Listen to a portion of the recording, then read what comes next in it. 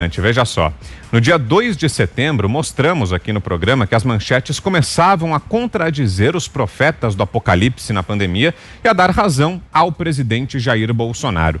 No dia, exibimos reportagens de março e de agosto. Numa delas, a mais antiga, Bolsonaro era criticado por dizer que a fome mataria mais que o vírus chinês. Na mais recente, um novo dado dava razão ao presidente. E agora mais casos estão vindo à tona. Vejam só, manchete de 30 de março do portal UOL. Sem dados, Bolsonaro diz que isolamento pode levar a suicídios e depressão. Agora, a manchete do jornal O Globo em 30 de agosto. Depressão e suicídio devem marcar nova onda. 31 de agosto, essa é a data dessa manchete aí. Depressão e suicídio devem marcar nova onda da Covid-19. Um outro exemplo, dia 4 de abril desse ano, portal UOL.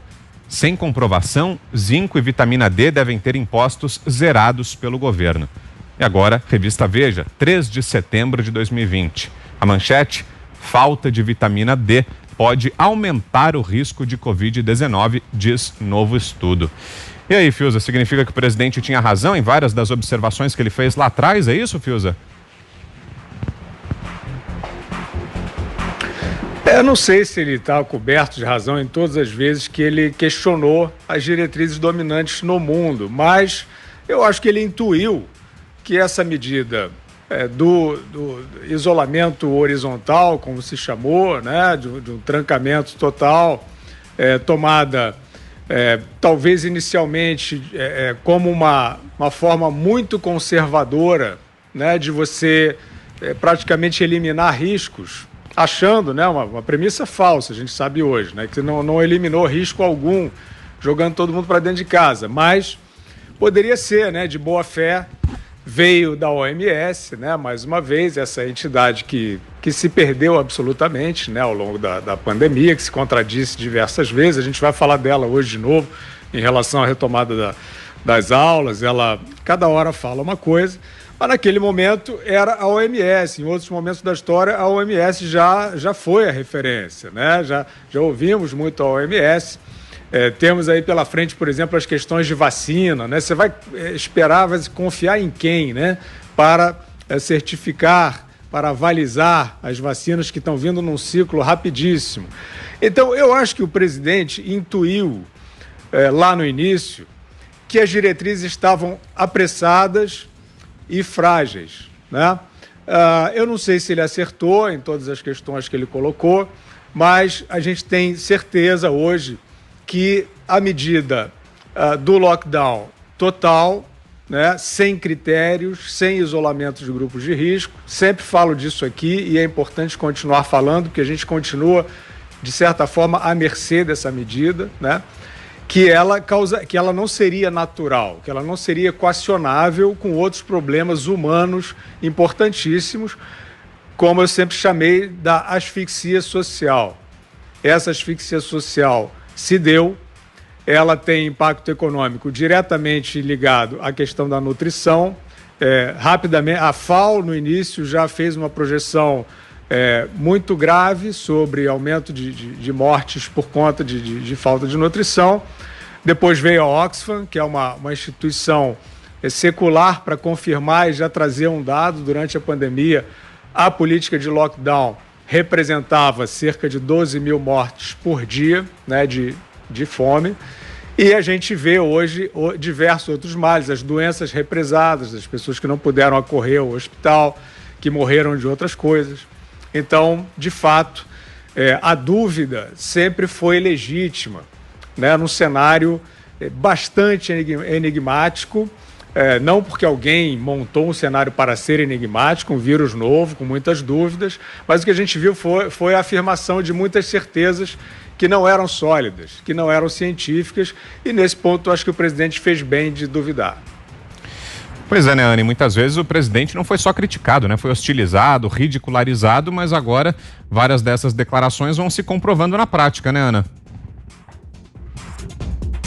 Isso, Vitor, e nós também, né, aqui maio, final de maio, junho, nós também levantamos, quantas vezes nós levantamos aqui na Jovem Pan, E aqui ninguém estava falando em suspender o lockdown geral, né, colocar todo mundo nas ruas, de volta, nas escolas, no trabalho, mas nós questionamos muito a eficácia desse lockdown horizontal, né, como o Fiuza explicou, esse lockdown geral, essa asfixia social. E nós também, né, fomos taxados de obscurantistas e que íamos contra a ciência. Enquanto isso, outros cavaleiros apocalípticos aí, e aí com grande destaque em vários jornais, davam como certo a morte de 1 milhão de pessoas em agosto, né? Nós agora estamos em setembro, e até agora, né, esse número, graças a Deus, não aconteceu.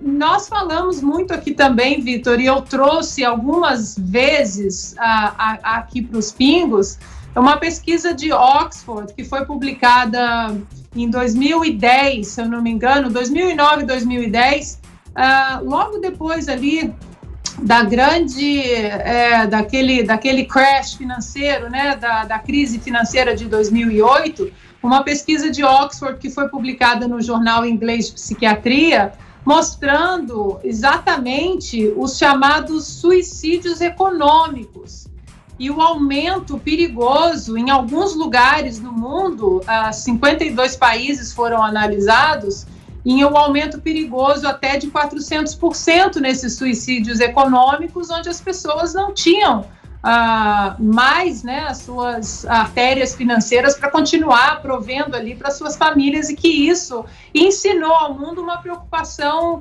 grande em relação a países com uma economia saudável, com propostas econômicas saudáveis, exatamente com essa preocupação. Ou seja, a história já mostrava para a gente que o sufocamento ali de uma economia ao ponto de trazer desespero para as pessoas, era muito prejudicial. A história mostra isso, mas não só o presidente, mas muitos de nós fomos taxados de obscurantistas, né? E aí o tempo, senhor razão, da razão, tá demonstrando que o nosso questionamento no passado, que nem era certeza, o que nós falávamos e discutíamos era exatamente isso, Vitor.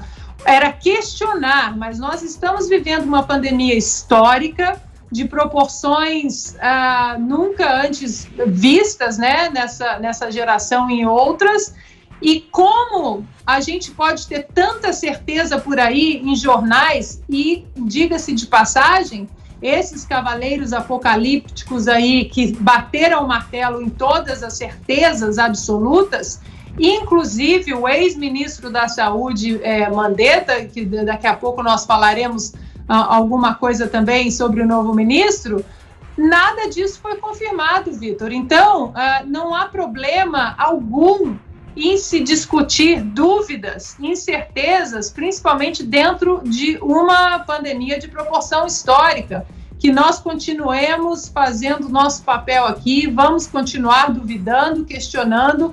Duvidamos do lockdown horizontal para todo mundo, sempre defendemos o lockdown para as pessoas sensíveis, com comorbidade, para os grupos de risco. Agora temos que começar a questionar também a abertura das escolas. As crianças estão há 6 meses dentro de casa, isso está afetando o desenvolvimento infantil, não só no Brasil, mas no mundo. Vamos continuar questionando, sim, vamos continuar questionando a abertura da economia, vamos continuar questionando a vacina, a eficácia do uso da vacina, do uso das máscaras. O nosso direito como cidadão é de questionar, sim. Nessa pandemia histórica, Vitor, quem tem certeza de tudo está mentindo. Você, Zé? Essa é a verdade.